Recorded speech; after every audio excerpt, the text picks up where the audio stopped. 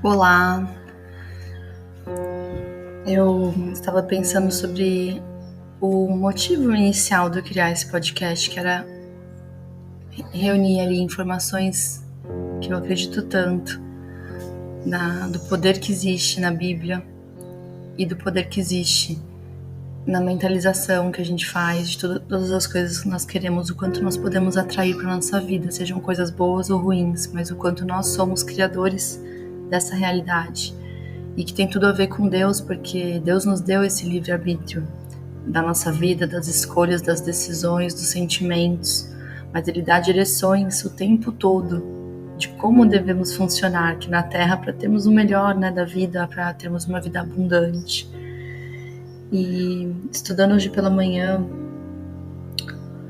um autor que eu gosto bastante, ele trazia, né, e reforçava a visão, até com versículos bíblicos, mas da importância de você, de fato, viver a vida e buscando o sentimento de já ter aquilo que você quer, buscando o sentimento de já ser aquela pessoa que tem aquilo que você quer.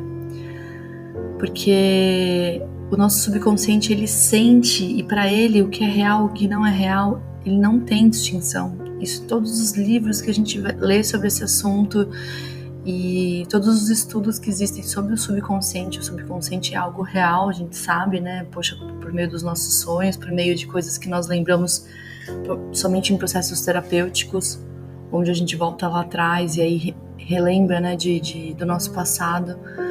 Mas o quanto no subconsciente ficam gravadas sensações e pensamentos que para a nossa vida é real. Então, quando a gente tem sensação de falta e o tempo todo a gente está pedindo ajuda, né, até nas nossas orações, de uma forma quase que desesperada e sem fé, a fé de eu vejo essa situação mudada, eu já estou num outro patamar, eu já tenho tal e tal coisa, eu me vejo grande, eu me vejo vencedora, eu sou grande, eu sou vencedora. O poder da palavra eu sou é muito maior do que o poder do eu não tenho ou não sou. Sabia disso?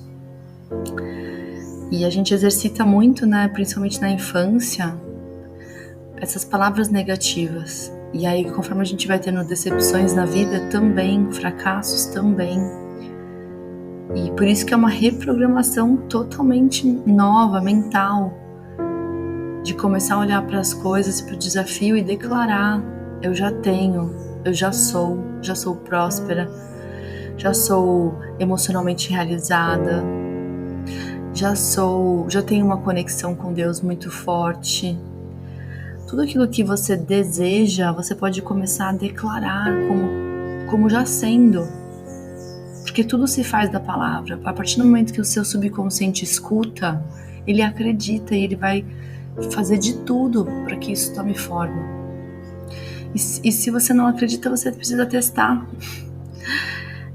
Todos os autores que falam sobre a lei da atração,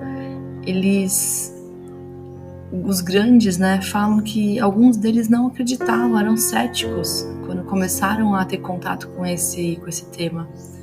Como assim eu vou declarar e vai acontecer? Como assim eu vou acreditar e daqui a pouco eu vou ter? Como assim? Como assim? Esses comos vêm do nosso ceticismo.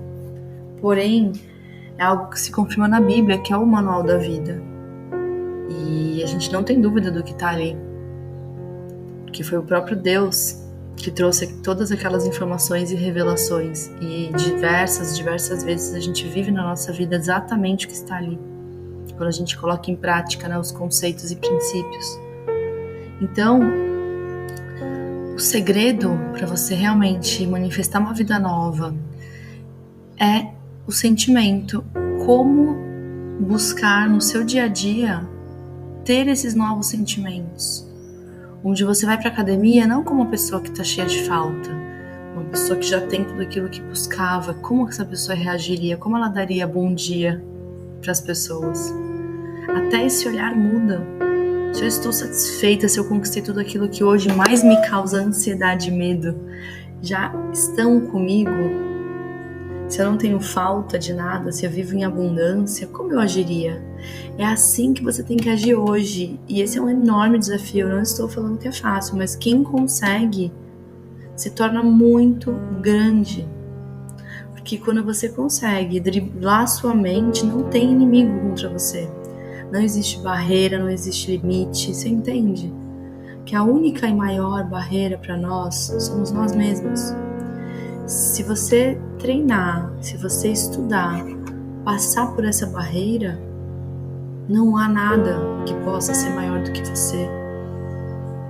Os obstáculos, as questões externas, porque tudo é interno. E o interno, ele se materializa fora. Então, se você estiver forte por dentro, estiver atenta aos seus pensamentos e sentimentos.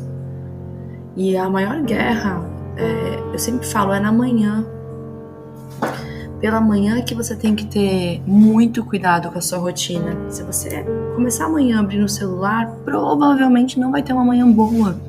Porque nem tudo que você vai ver ali, existe um controle. Concorda? Eu não sei o que vai estar na próxima mensagem do feed. E naturalmente eu vou estar sendo bombardeada por aquelas informações que eu não estou podendo controlar. Quando na verdade, se você abrir um livro, se você escolher um podcast, se você focar numa atividade que é importante para o teu objetivo, maravilhoso. Você está semeando coisas boas logo cedo. Você está dizendo para sua mente, eu sou capaz, eu consigo, eu estou focada, eu vou alcançar, eu já alcancei o sucesso que eu busco. É questão de tempo disso vir para minha vida, ser atraído até mim, mas a minha frequência já está em quem conseguiu.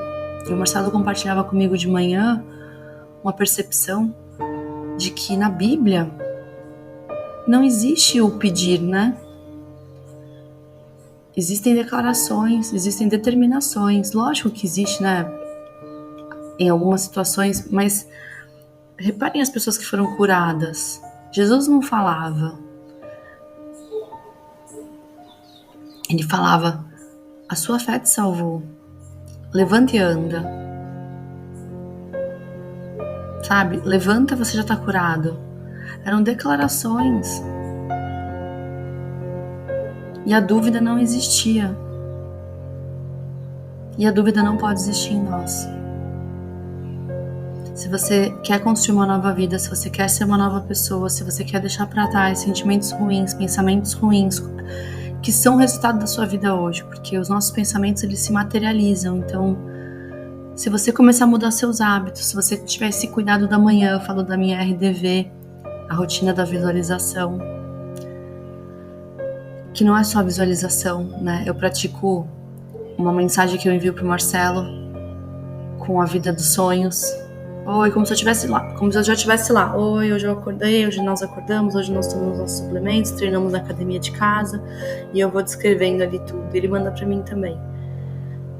Fora a leitura de um livro que eu leio já repetidamente, já tô na 5ª vez, que eu já falei aqui em outros podcasts, que é O Estranho Segredo, de Earl Nightingale.